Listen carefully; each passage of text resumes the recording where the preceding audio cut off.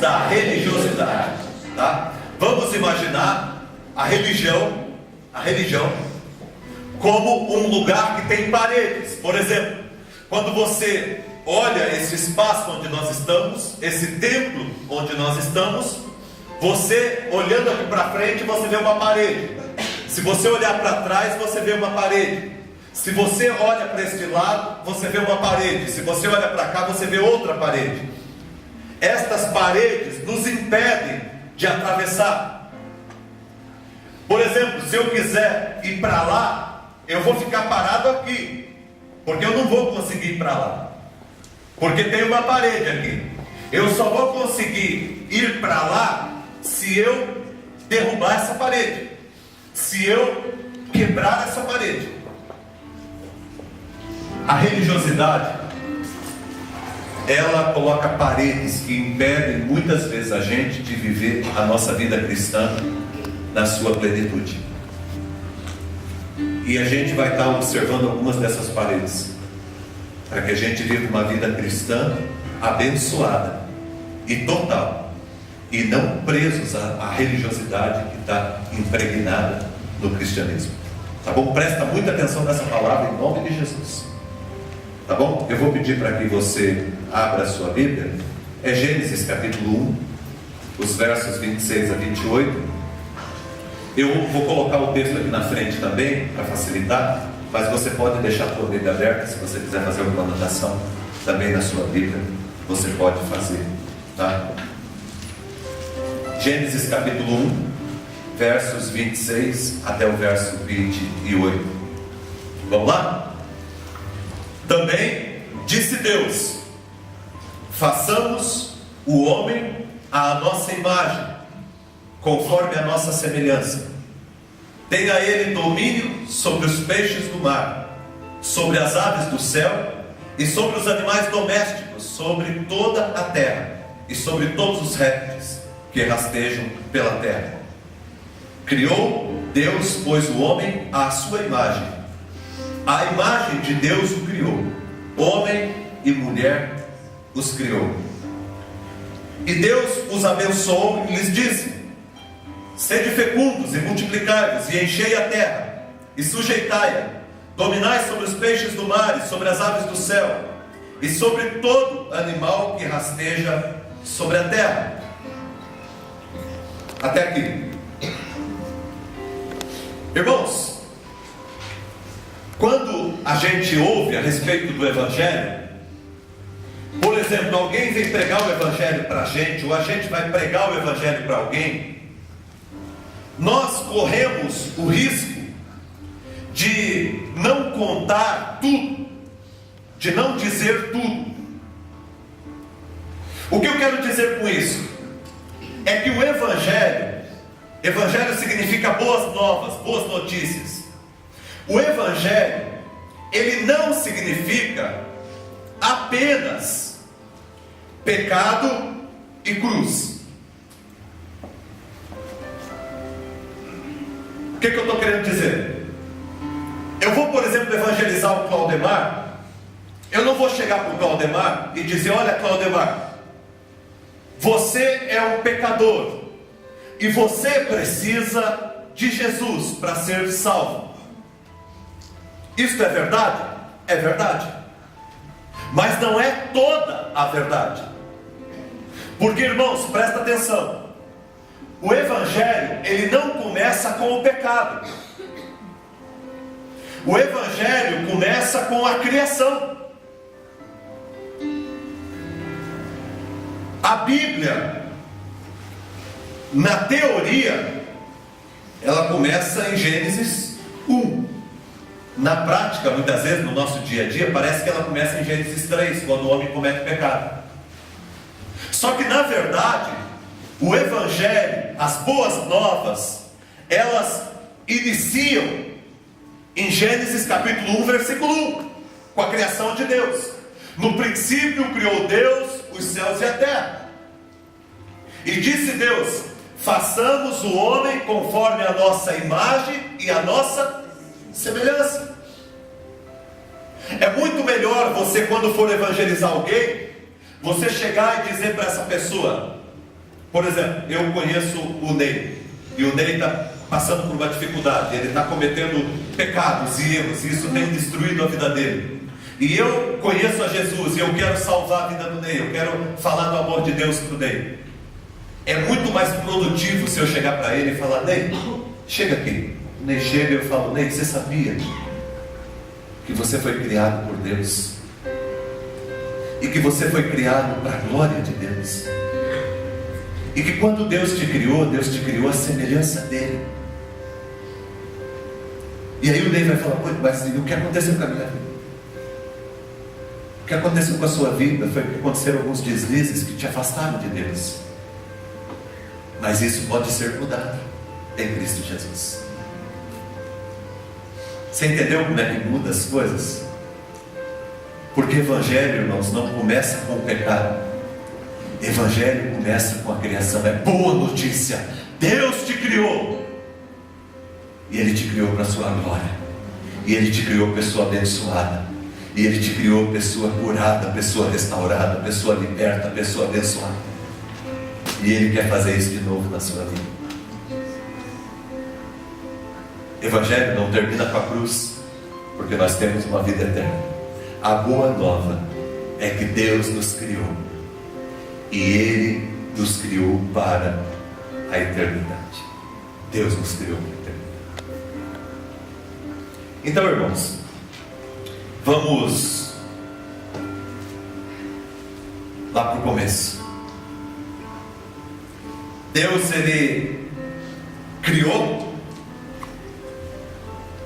todas as coisas, e depois que Deus criou todas as coisas, Deus, Ele disse assim no coração dele: eu preciso de um cooperador, alguém que esteja comigo nesse negócio.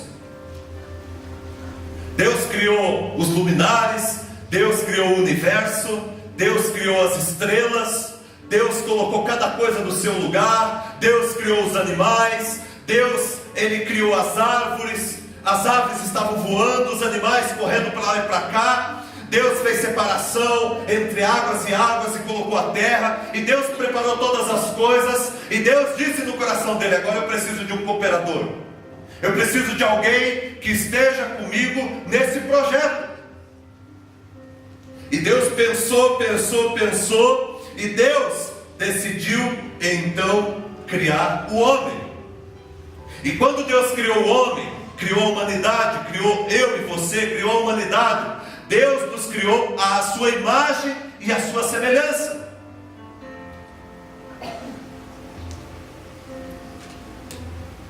E Deus, Ele nos criou como cooperadores de Deus. E quando Deus, Ele nos criou, Ele disse assim: bom, eu, Deus, faço o ordenamento natural. A humanidade vai fazer o ordenamento social. Eu vou explicar para vocês. Deus fez o ordenamento natural. Por exemplo, foi Deus que colocou as coisas exatamente onde as coisas estão. Por exemplo, um exemplo muito simples. Por exemplo, a distância que há entre a Terra e o Sol. Se a Terra fosse um pouquinho mais próxima do Sol, a Terra iria explodir, pegar fogo. Se a Terra fosse um pouquinho mais distante do Sol, isso aqui tudo seria gelo. Então a Terra está exatamente onde ela deveria estar. A atmosfera, ela tem a força exata que ela tem que ter. O universo está colocado exatamente aonde ele tem que estar. E esta ordem, quem dispôs foi Deus, no seu poder e na sua glória. Mas como cooperadores de Deus, Deus disse assim para o homem e para a mulher: vocês é que vão governar a terra, vocês é que vão liderar a terra, vocês é que vão cuidar da terra, vocês é que vão administrar a terra, vocês é que vão multiplicar e encher a terra. A única parte que a gente conseguiu fazer foi multiplicar. porque é a parte mais prazerosa. E a gente vai multiplicando, multiplicando, multiplicando. Já são quase 7 bilhões de pessoas na Terra. Mas as outras coisas que Deus nos colocou como função, nós não conseguimos. Por exemplo, a Deus compete o ordenamento natural. Ao homem, à humanidade, compete o ordenamento social. O que significa isso? Somos nós que criamos a maneira que nós vivemos. Nós que nos organizamos como nações, como governos. Nós que organizamos as nossas leis, os nossos poderes. Nós é que distribuímos o alimento. Eu estava vendo uma nota na televisão, diz que por ano 1 bilhão de toneladas de alimentos são jogadas fora. E tem gente que passa fome. Mas quem está administrando essas coisas não é Deus. Essa parte compete aos cooperadores, à humanidade. Essa parte do ordenamento social é nossa. A maneira que está distribuída as riquezas na face da terra, a maneira com que está constituída a escola, a maneira com que as pessoas têm oportunidade para crescer na vida e para desenvolver todas as suas funções, isso quem coloca, quem estabeleceu isso fomos nós. Os sinais de trânsito, as crianças que são prostituídas, as guerras. Nós estamos vivendo um tempo de guerra. Quem faz essas coisas somos nós. Quem provocou estas coisas, quem provoca estas coisas somos nós. Porque o ordenamento social coube a nós, como cooperadores de Deus, nesse projeto que é a criação. E quando Deus nos criou para que nós fôssemos cooperadores com Ele, para que nós estivéssemos auxiliando desse projeto grandioso de Deus, que é a sua criação. Esse é o projeto de Deus para a nossa vida.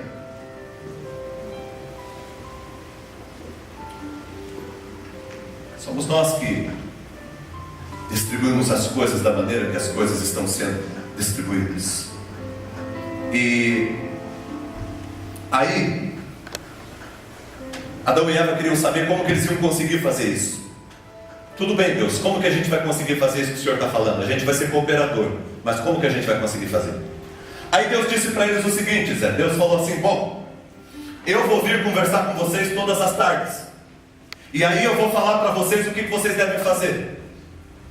E então começou a conversa com Deus, e toda tarde Deus ia conversar com eles, e eles tinham prazer em Deus, e Deus tinha prazer neles, e eles conversavam, e Deus contava para eles como que eles iam cuidar de todas as coisas.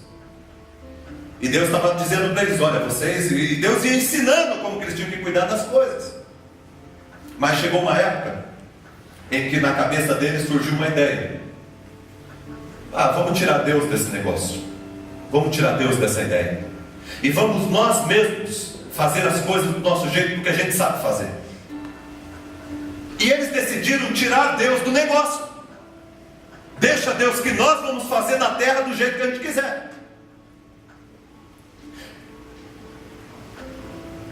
Quando Deus foi tirado do negócio, a terra começou a entrar em desequilíbrio. O casal, Adão e Eva, já começou um a acusar o outro. Os primeiros filhos que eles tiveram, um já matou o outro. A terra começou a sucumbir. Aquilo que era paraíso se tornou um caos.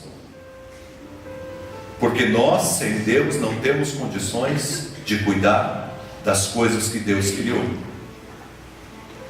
Deixamos de ouvir Deus, deixamos de caminhar com Deus, e a história da humanidade se transforma numa tragédia.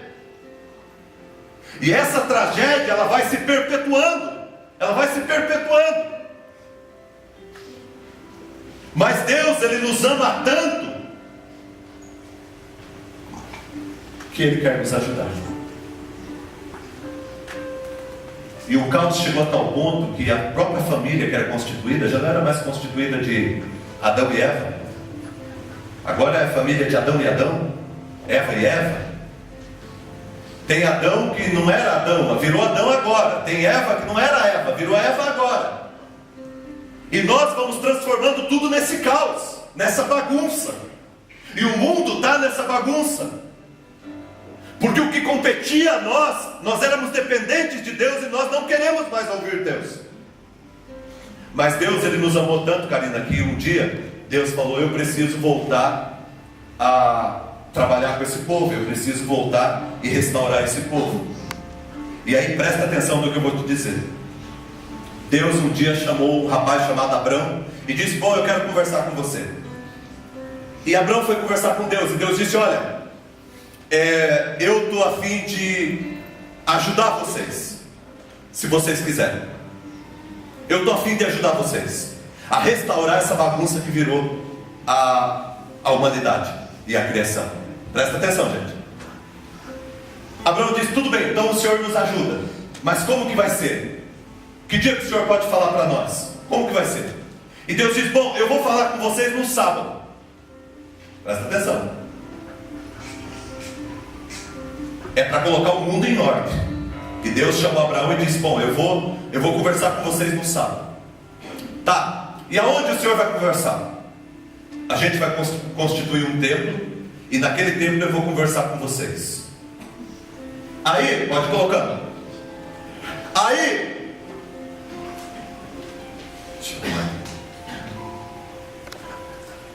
mas como que o Senhor vai conversar? Vai ter um sacerdote, e esse sacerdote é que eu vou falar através dele, vou conversar com vocês. Então tá bom, então o Senhor vai falar conosco num dia da semana, que é o sábado. O Senhor vai falar conosco no templo, que é aquele lugar que o Senhor escolheu. E também o Senhor vai falar através de um sacerdote. Tá legal. Aí chegou no dia, eles foram. Quando eles estavam chegando, o sacerdote já parou eles à porta e disse: não, peraí, o que vocês fizeram contra Deus foi muito grave, e vocês vão ter que oferecer um sacrifício para que vocês possam entrar na presença de Deus para conversar com Ele. Não é assim com essa cara lavada, não. Vocês vão ter que oferecer um sacrifício. E aí então eles começaram a oferecer sacrifícios para Deus. Alguns animais que eram sacrificados. Só que presta atenção, irmãos, presta atenção no que eu vou te falar agora. Esta ordem que Deus estabeleceu não era toda a conversa. Isso aqui, irmãos, era uma maneira de Deus falar com a gente como que a gente pode transformar aquilo que está num caos em lugar de Deus, em lugar de vida. Agora presta atenção. Olha o que as pessoas fizeram no Antigo Testamento. Eles transformaram isso aqui, as 4 paredes aqui, em toda a conversa. Isso aqui não era toda a conversa. Deus apenas chamou ele no sábado, como poderia ter sido um outro dia, e disse: olha, no sábado nós vamos conversar. Nós vamos conversar nesse lugar, que é para todo mundo saber onde é que é. Eu vou conversar através de uma pessoa que eu vou escolher, e que essa pessoa, através dela a gente vai conversar. E vocês vão oferecer um sacrifício na entrada, mas na frente vocês vão entender o que significa esse sacrifício. E estava assim. Só que, lembra em Gênesis capítulo 12, qual que é a palavra de Deus? Abraão, vai para uma terra que eu te mostrarei, a tua família vai ser abençoada, e através da tua família toda a terra vai ser abençoada, porque eu estou preparando vocês para abençoar toda a terra. Isso aqui, gente, não é toda a conversa. Isso aqui é o chamamento de Deus, para que Deus fale conosco, para que a gente saia para transformar o mundo de um caos num lugar da presença e da graça de Deus, cheio de Deus. Isso aqui não é um ponto de chegada. A igreja não é um ponto de chegada. A igreja é o nosso ponto de saída. Nós saímos daqui para servir a Deus e para transformar o caos que está no mundo no lugar de Deus. Aí, bom, estava lá, o povo começou a se reunir. Sábado, templo, sacerdote, sacrifício. Sábado, templo, sacerdote, sacrifício. Sábado, templo, sacerdote, sacrifício. Foi virando uma religiosidade, foi virando um negócio. E chegou uma época em que as pessoas falaram: bom, vamos se preocupar só com isso aqui, e vamos esquecer o mundo, que é muito difícil. A gente não vai fazer nada nesse mundo, então vamos ficar só no templo. Nós somos um povo santo, nós somos um povo escolhido, as coisas têm que ser feitas só aqui dentro e tal. Aí já começou os sacerdotes a se destacar. Tinha uns caras que falavam bem, tinha uns caras que eram bonitão, e as pessoas já começaram a gostar daquele sacerdote, e as pessoas já iam só no dia que aquele sacerdote ia pregar, e aí já começaram a tirar foto com o sacerdote. Vamos tirar uma foto, e o sacerdote tirava a foto com a pessoa. E aí os camaradas vinham trazer os cordeiros para o sacrifício, aí ele pegava o celular dele, fazia um selfie com o cabrito na mão, falava: esse aqui é o meu sacrifício, e tirava um selfie, colocava na internet, né?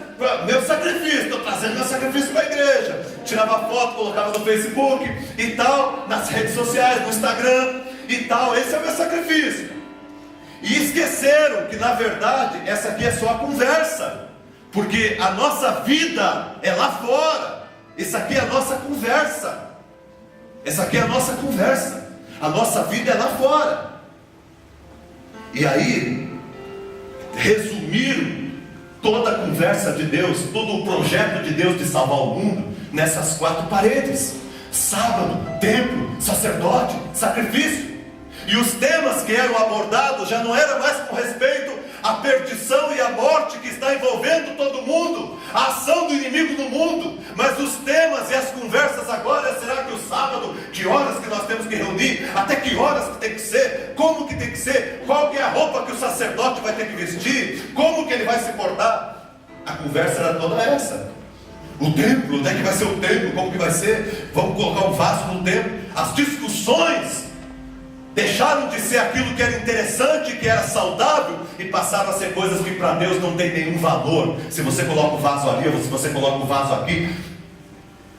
Aliás, se Jesus chegasse até de repente, ele chutava o vaso, porque ele queria dizer que isso aí não tem nenhum valor. Porque para Deus tem valor quando nós entendemos a conversa. Aí, o que acontece? Deus, ele é muito misericordioso. Aí Deus levantou os profetas. Se você pega, por exemplo, Isaías 58, Deus vai falar justamente sobre isso. Gente, não é isso aqui, não é essas coisas que eu quero.